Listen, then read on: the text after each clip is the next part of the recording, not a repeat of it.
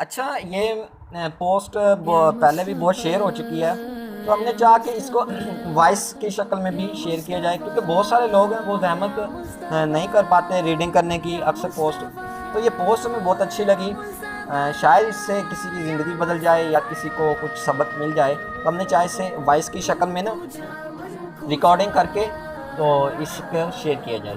تو بہت سارے لوگوں نے، شاید دوستوں نے اسے ریڈ کر لیا ہو اور اس پوسٹ کو پڑھ لیا ہو، جانتے ہوں.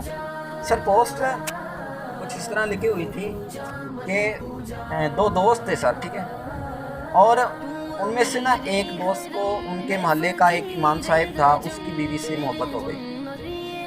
اب اس نے اپنے دوست سے کہا کہ مجھے امام صاحب کی بیوی ہے نا جو، اس سے محبت ہو گئی ہے، تو آپ میری نا کچھ ہیلپ کیجئے گا. تو اس کے دوست نے فرمایا کہ میں آپ کی اس معاملے میں کیا ہیلپ کر سکتا ہوں. تو اس نے کہا آپ نے اور کچھ نہیں کرنا، مجھے امام صاحب کی بیوی سے نا ملاقات کرنے کا وقت نہیں ملتا. کیوں نہیں ملتا؟ کہ امام صاحب نماز سے فوراً فارغ ہو کر گھر آ جاتے ہیں، ٹھیک ہے.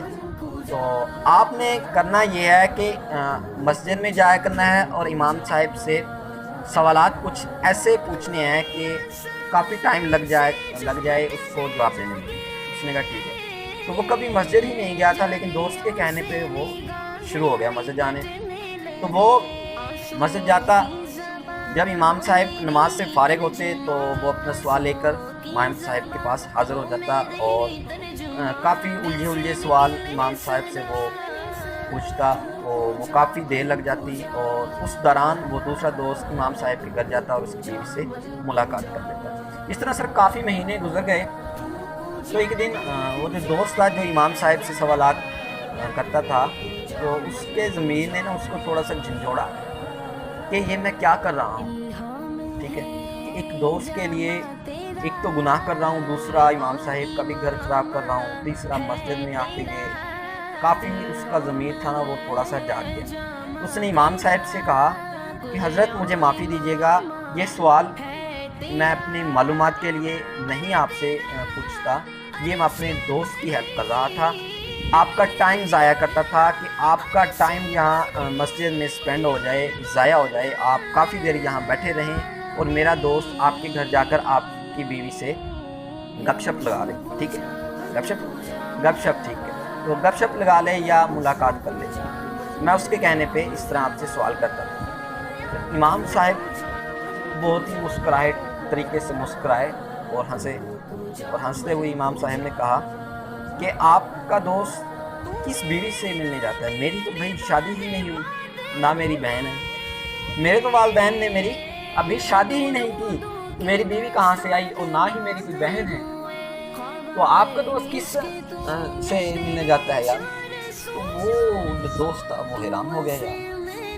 تو اس نے چپکے سے تحقیق کرنا شروع کر دی، اور جب تحقیق کی پتہ لگا کہ وہ کس کی بیوی سے ملنے جاتا تھا، امام کی بیوی سے یا کسی اور کی بیوی سے.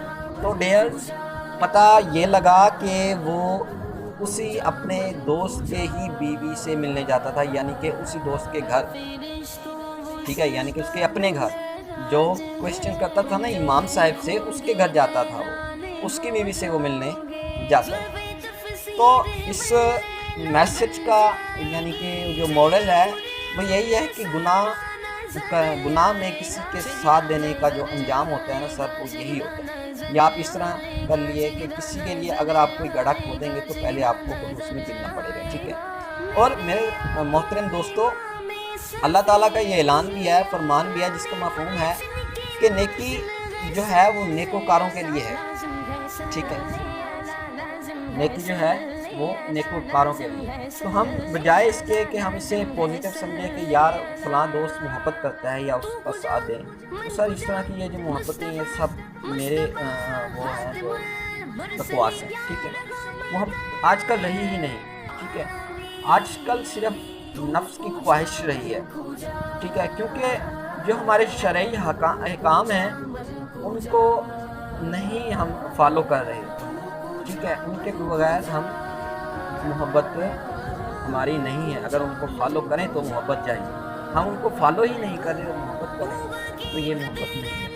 تو جو کسی کی مدد کرتا ہے گناہ میں تو ان کے ساتھ ایسا ہوتا ہے. اچھا یہ پوسٹ پہلے بھی بہت شیئر